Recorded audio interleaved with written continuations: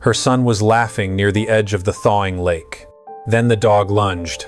She screamed, and for a split second, she thought he was attacking. But Rusty wasn't after the boy. He was trying to save him from something she hadn't seen, something no one had. If stories like this stay with you, consider subscribing and sharing. Now, let me tell you what really happened that day. It was early spring in Bitterroot Valley, Montana, the kind of morning where the snow still clung to the edges of fence posts and the air tasted like smoke and silence.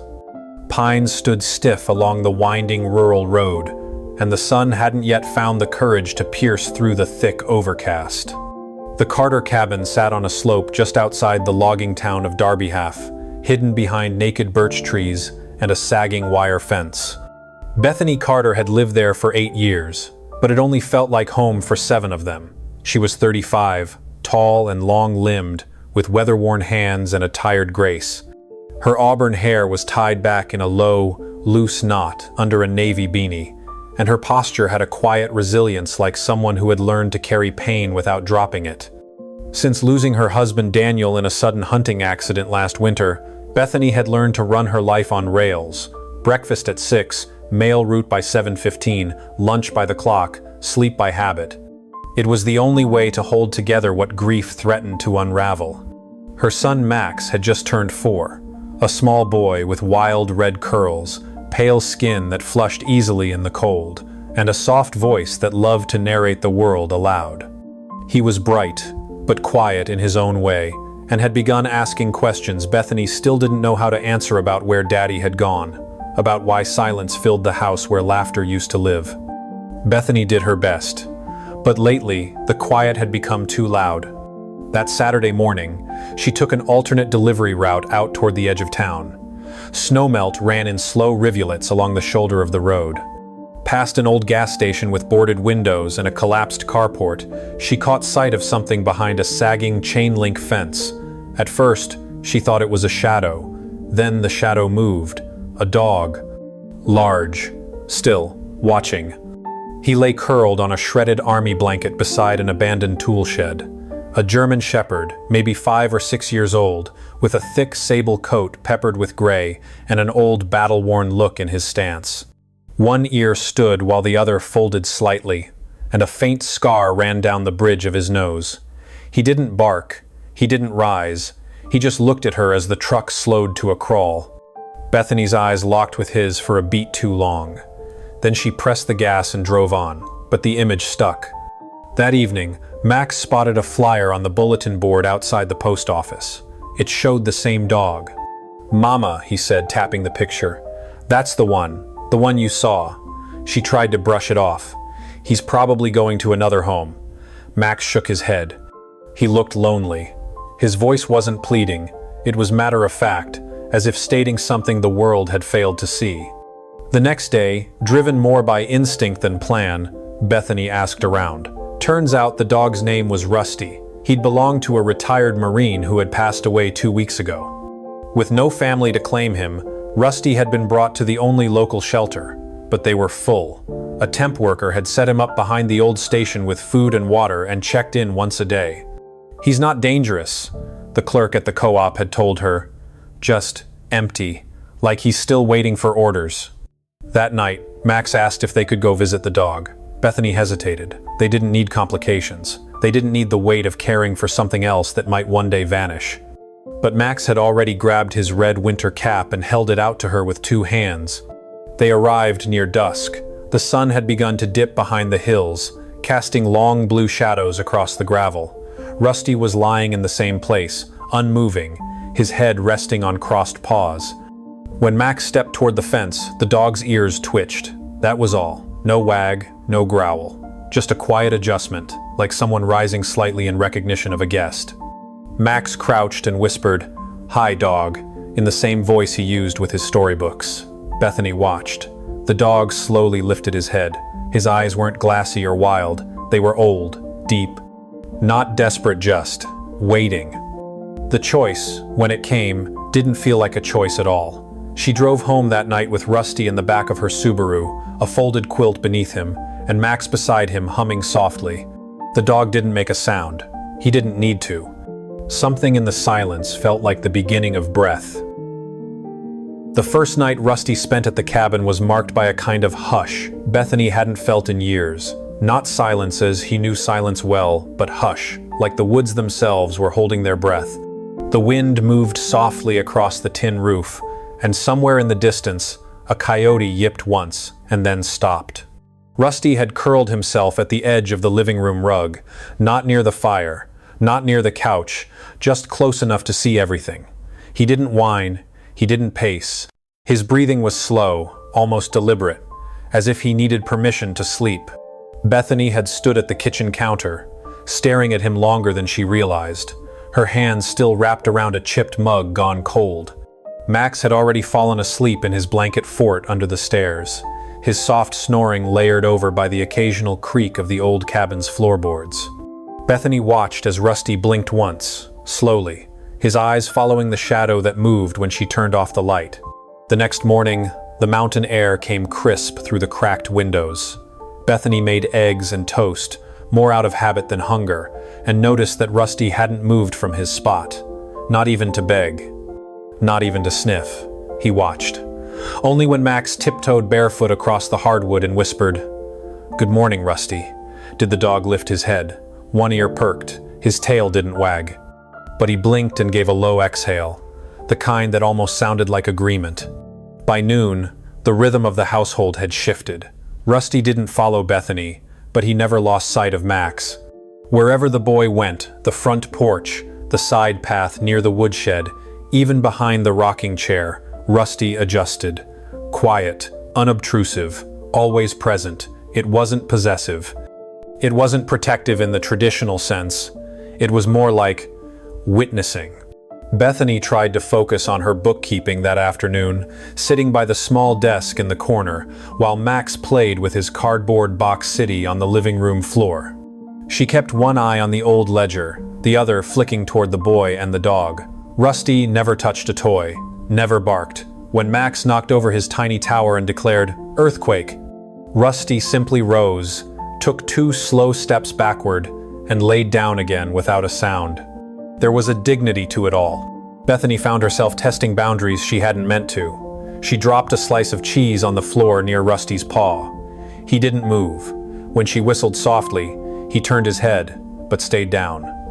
Only when Max offered a crust of toast by hand did Rusty lean forward and accept it with lips so gentle they barely brushed the child's fingers.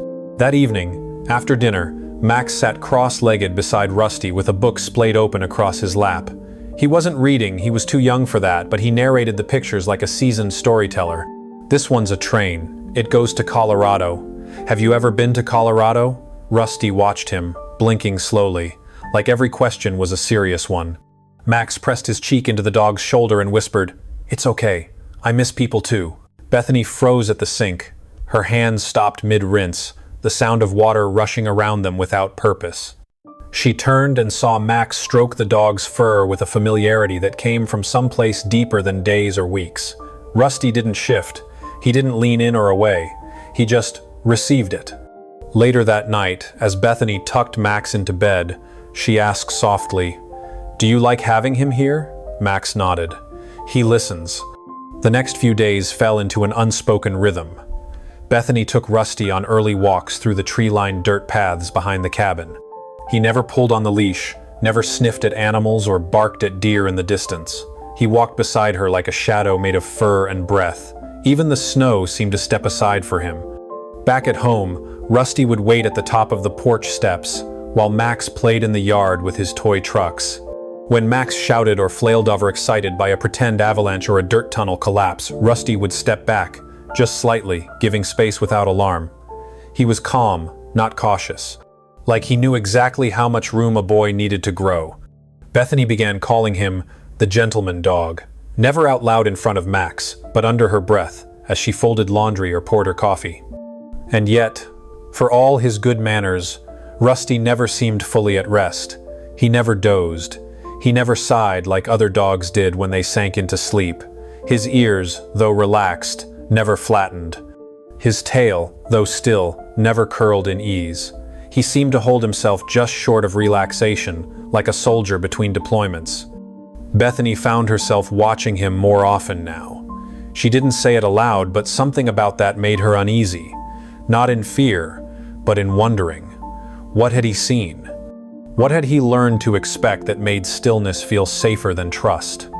And yet, when she passed the doorway and caught Max nestled against Rusty's side, the boy's hand resting gently on the dog's flank, she thought not for the first time maybe Rusty didn't need fixing. Maybe he was the one helping them heal. The snow had mostly receded by the time April arrived in the Bitterroot Mountains, leaving behind damp earth, patches of ice, and the early green of stubborn moss creeping along tree trunks.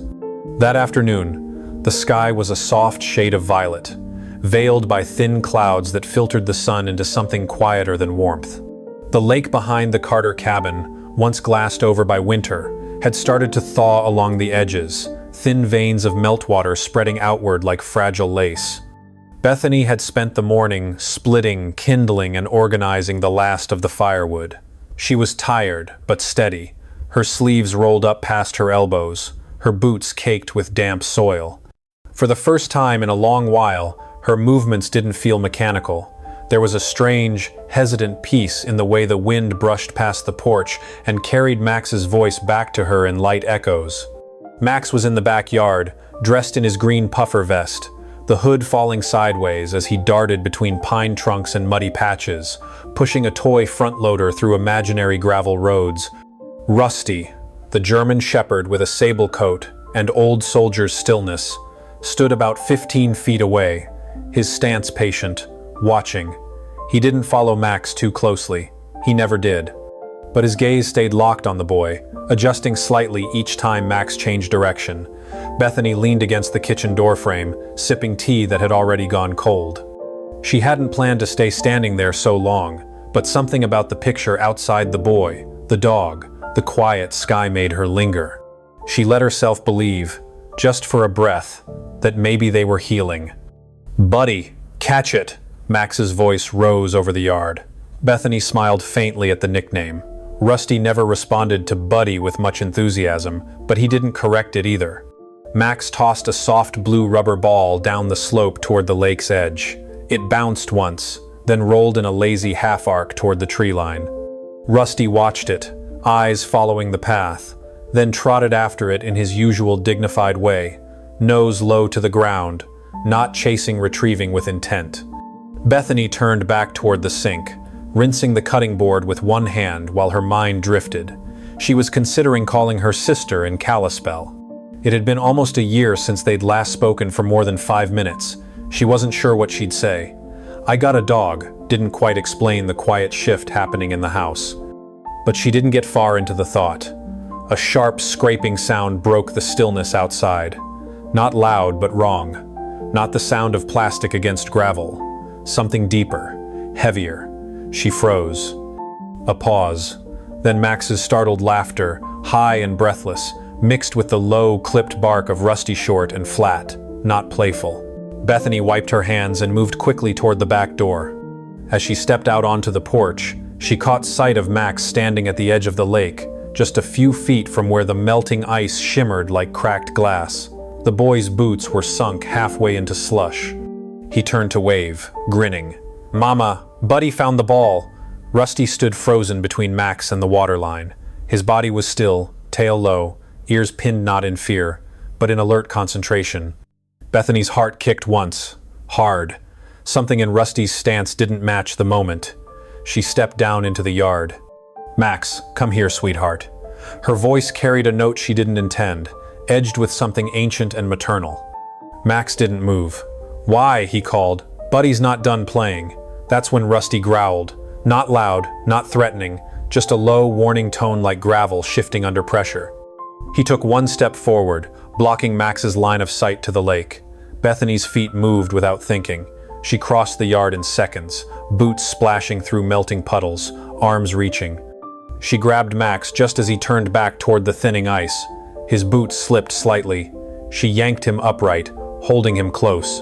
"Mama, what?" "I was just..." But she didn't hear the rest.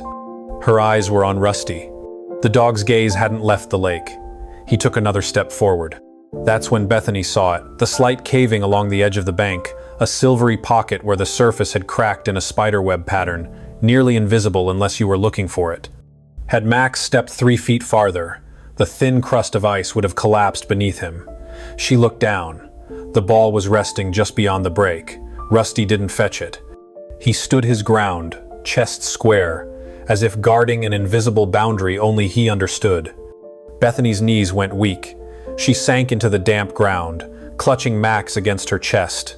The boy squirmed in confusion, but her grip didn't loosen. "You scared me," she whispered, not to Max, but to the air, to the realization, to how close it had come. Max looked up, puzzled. "Are you mad?" She shook her head and kissed the top of his hood. "No, baby, just grateful." Later that evening, as Max sat drawing stick figures in a spiral notebook, Bethany watched Rusty curl into the corner by the fireplace.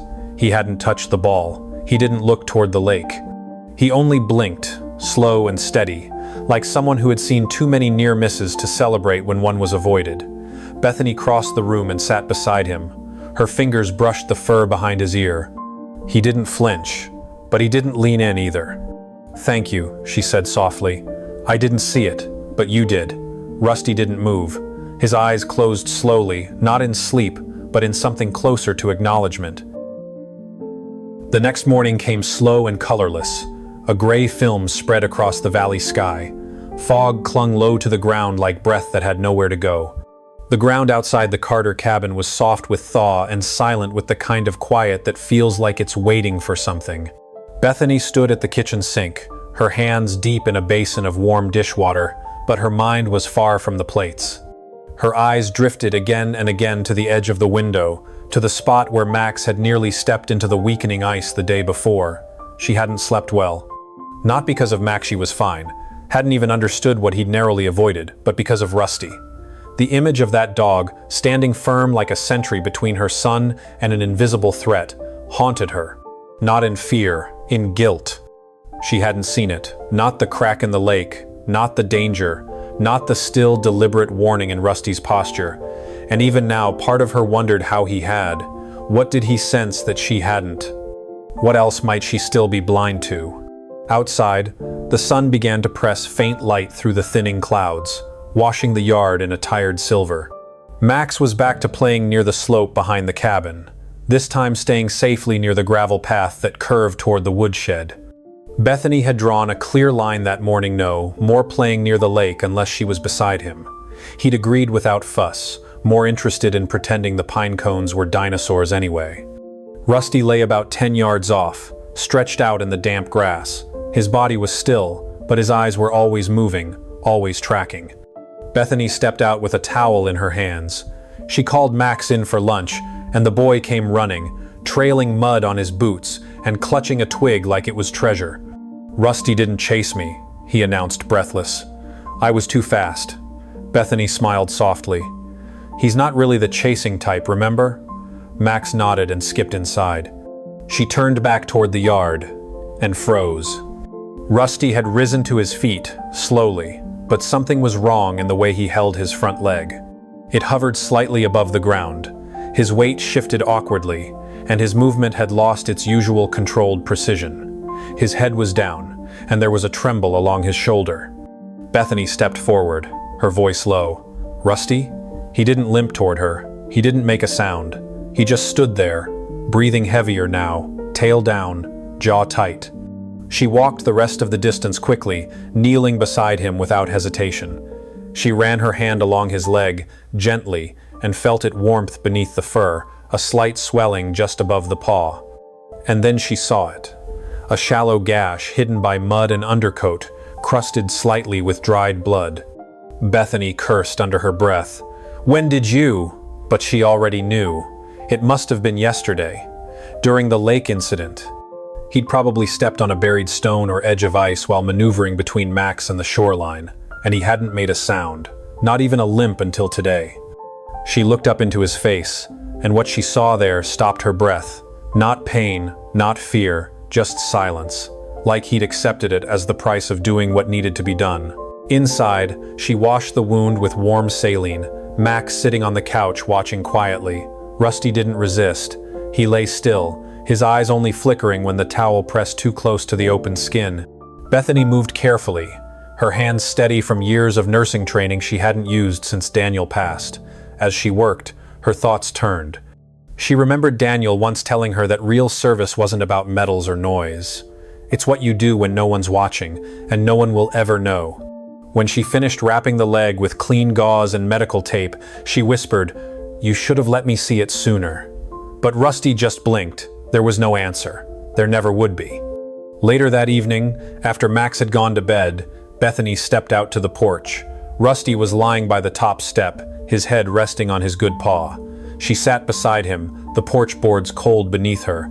For a long time, neither of them moved. The sky was painted in deep lavender now, streaked with the last threads of light, and the woods had gone still again. "I thought you were just quiet," she murmured. "But maybe you've just been carrying things no one else could." She reached out and placed her hand gently on his back. His body was warm, steady beneath her palm. "You saw the ice before I did. You took the pain before I knew it was there. You didn't even ask to be thanked." Rusty's ears flicked slightly, as if to acknowledge her words, not to accept them, just to mark them. In that moment, Bethany felt something unnameable shift inside her. Not trust exactly, because that had already been forming, but something deeper, a recognition of what he was, of what he had already done. Not a dog, not just a companion, a soul that had stepped between her son and danger, and hadn't made a sound about it. The morning was sharp and silent, as if the entire forest had been holding its breath overnight. Thin frost had returned, catching the grass in a veil of silver that crunched under Bethany's boots as she stepped outside. She had slept in Max's room on the small pull-out cot, listening to the soft rise and fall of his breath through the night, but her thoughts had never settled. Rusty's wound, though dressed and cleaned, hadn't improved. The swelling had crept up his foreleg, and by sunrise, he had stopped putting any weight on it entirely. Bethany crouched beside him on the porch where he lay curled against the wall, head low, ears turned back slightly, not in fear, but in weariness. His sable fur bristled in patches where the inflammation pulsed beneath. His eyes met hers, and there was something fragile in them, something that flickered between endurance and surrender. She reached to stroke the side of his neck, brushing lightly where the muscle had begun to tighten. "You held out too long," she whispered. "You let it get too far." But the words weren't scolding. They were a quiet ache, an echo of what she had once said to Daniel when it was already too late to call for help. She stood, took one long breath, and moved with purpose. Max was still in his pajamas at the kitchen table, eating oatmeal from a chipped blue bowl. "Sweetheart," Bethany said gently, brushing a hand through his curls, "Rusty's leg needs a doctor, a real one." Max's spoon paused halfway to his mouth. "Is he gonna be okay?" She nodded, even though she didn't know. "He's strong. We're gonna help him now, before it gets worse." She wrapped Rusty in the old green quilt from the living room couch, the same one Daniel used to take hunting. It was heavy and frayed at the edges, but still warm, still whole. With Max's help, she opened the hatch of the Subaru and lowered the back seat, laying the blanket down across the flat surface. Rusty climbed in with slow, strained movements, his breath shallow, his body stiff. The moment his side hit the fabric, he let out a soft grunt, the first vocal sound she had heard from him in days. The nearest vet with proper equipment was in Mercy Ridge, a town 20 miles down the winding mountain highway. Bethany called ahead, and the receptionist, an older woman named Patty, with a clipped but kind voice, told her they'd be ready. "Bring him straight through the back. Dr. Halstead's here. He's good." Max rode in the back seat, hugging his knees, eyes fixed on Rusty's motionless form through the rearview mirror. "He didn't even cry when he was hurt," Max said softly. Bethany reached over and squeezed his knee. "Some protectors don't cry, sweetheart, but it doesn't mean they're not hurting." The drive twisted through the early hills, the trees still mostly bare, the morning mist hugging the pavement like ghost smoke. Bethany drove faster than usual, but careful. She kept one eye on the road, and one ear tuned to the occasional shift or breath from the back. Halfway there, she heard a sound she hadn't expected, a low whine, drawn out and strained. She looked in the mirror and saw Rusty twitch slightly, his paw curling in discomfort. The clinic sat just past the second blinking light in Mercy Ridge, a white brick building with faded red shutters and a wide gravel lot. Patty, a stout woman in a green jacket, met them at the rear entrance, waving them in with urgency. Doctor. Elliot Halstead, tall and broad-shouldered with gray sideburns, and the quiet voice of someone who had long ago learned not to panic, helped them lift Rusty onto a padded gurney. He examined the leg quickly but thoroughly, nodding to himself as he pressed gently along the swelling. Clean dressing. You did well. But there's infection underneath. Likely from a puncture that sealed over too fast. We'll sedate him, open the site, clean it properly, might need a drain, IV fluids, antibiotics. Bethany swallowed hard. Will he be okay? Dr. Halstead looked up, his expression calm but honest. He's tough. If he'd come a day later, I'd be giving you a different answer. Max sat on the edge of a nearby bench, swinging his feet slowly, his face pale and quiet. Bethany walked over, knelt beside him, and pulled him into her arms. We got him here in time, she whispered. That's what matters. They waited in a quiet side room while the surgery began. Patty brought Max a hot cocoa in a paper cup and a coloring book from the lost and found bin. Bethany stared at the wall clock, watching the second hand sweep in endless circles. Her hands were clenched together so tightly her knuckles burned. Her mind spun in images, Rusty dragging his legs silently, standing on the edge of the lake like a shield. Max's face when he said, he didn't cry. An hour later, Dr. Halstead returned with his gloves removed and a smudge of iodine still on his forearm. He's stable, sleeping now. Surgery went well. Bethany exhaled all at once, a breath she hadn't realized she was holding. Can we see him? He nodded. In recovery. Just for a minute. Rusty lay curled on a fleece blanket in a crate under soft heat lamps. His leg was wrapped tight, a clear line leading from the IV on his foreleg to the pump nearby. His breathing was slow, even. He didn't stir when Bethany crouched beside him. She reached through the bars and placed her fingers gently against his flank. You didn't let us down, she whispered. You held out for Max. Now we're holding on for you. Rusty's tail gave the slightest tap against the floor. Once, then again. The days that followed moved gently, as if the world itself understood the need to slow down. At the Carter cabin, the pace became quieter, softer, and every sound each step across the porch, each kettle whistle from the stove felt more deliberate, like life was tiptoeing in respect.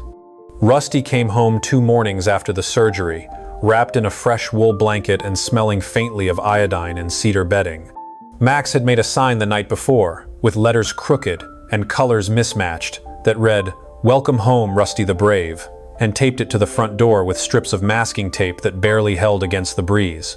Bethany had expected Rusty to be groggy, maybe wary, but the moment he stepped into the cabinets, bandaged leg dragging slightly behind, he paused in the center of the living room and looked around with the steadiness of someone returning to a place they had already chosen to protect. His gaze passed over the fireplace, the worn sofa, and finally landed on Max, who had stopped just short of rushing forward.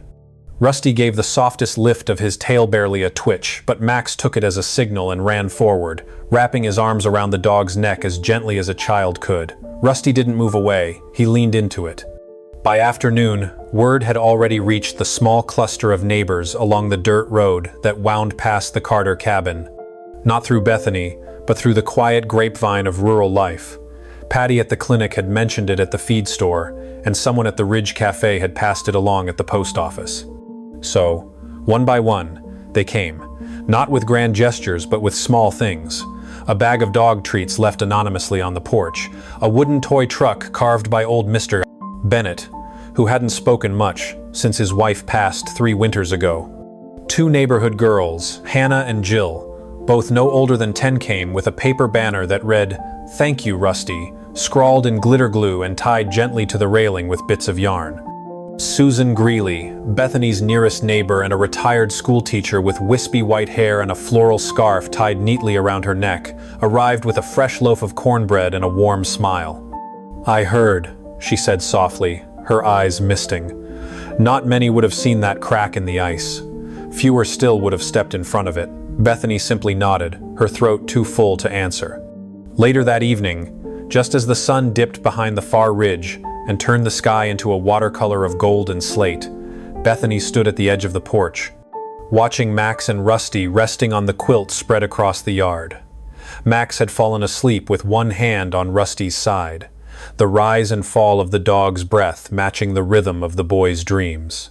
Bethany stepped down, barefoot on the soft grass, and knelt beside them.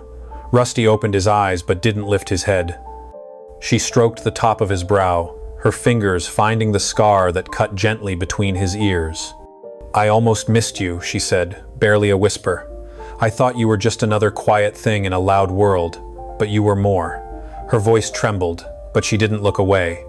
"You saw what I couldn't, you moved when I hesitated, and you've never once asked to be praised." Rusty blinked, slow and solemn. His body remained still, but his eyes held hers with the calm of someone who had already made peace with his purpose. Inside, Bethany lit a candle and placed it by the window. Not for ritual, not for show, just light, quiet, and warm. She poured herself a cup of tea, then paused. On instinct, she took a second mug, poured one more, and set it beside the first, letting the steam curl up, side by side. The next morning, Max awoke to find a small framed watercolor on the porch. No name signed, but the image was clear. Rusty, lying in the grass, with a child's silhouette nestled against him, and the sun casting a soft light through the trees behind them. Bethany stood holding it for a long time, not saying a word. Some things, she realized, didn't need explaining. And so, life went on, but not unchanged. Rusty still walked with a slight hitch in his step, and his eyes still held a weight that couldn't be trained or explained. But there was peace in the house now, a stillness that no longer felt empty, but earned. Bethany no longer looked through the window out of fear. She watched because she wanted to remember. And when people asked, as they eventually would, what kind of dog Rusty was, she would smile softly and answer, "The kind that doesn't wait to be told when someone needs saving." Sometimes the quietest hearts carry the loudest love. True loyalty doesn't shout at watches, it waits, and when the moment comes, it steps forward without needing to be asked. Rusty didn't save Max because he was told to. He did it because love, when it's real, doesn't hesitate. If this story stayed with you the way Rusty stayed with them, we invite you to follow us for more stories that remind us what it means to protect, to heal, and to simply be there.